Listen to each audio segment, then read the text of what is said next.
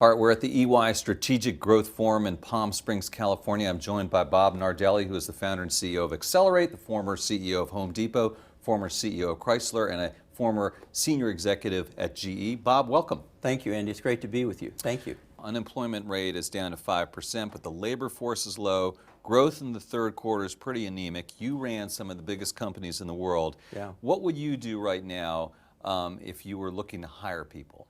You know, if I was running a company right now, I'd be very, very careful in my hiring decisions. So, you know, if I'm in the auto sector, one of the real bright stars for our country this year, you know, we've gone from the low of 9.6 million units seasonally adjusted, they called it the SAR rate, back in 2008.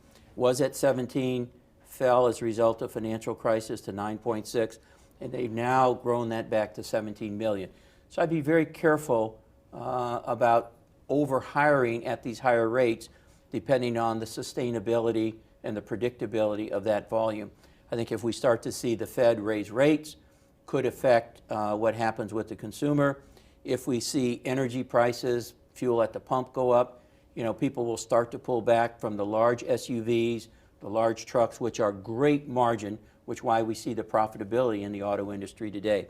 If I'm in retail, you know, I better be thinking about digital transformation in my business. It's really a function of bricks and clicks. I think you really got to be looking at, you know, kind of customer-centric, market back, and what are you doing to make sure you're responding to a broader range of customer selection, aspirational desires, price points.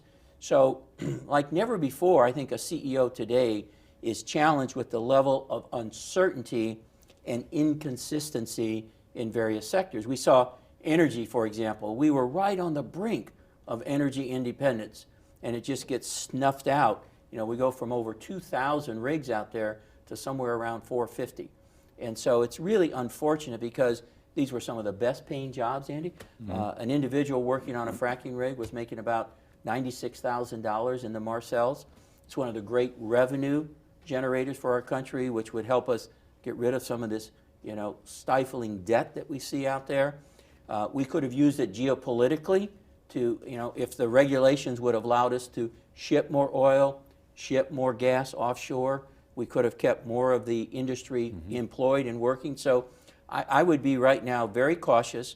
Every day when these CEOs walk in, you know, it's kind of a throw of the dice of what are the external factors, what's the globality issues that's facing you, the uncertainty. So it's really more challenging. You got all of these activists pushing you to make short-term decisions. It's a very challenging environment.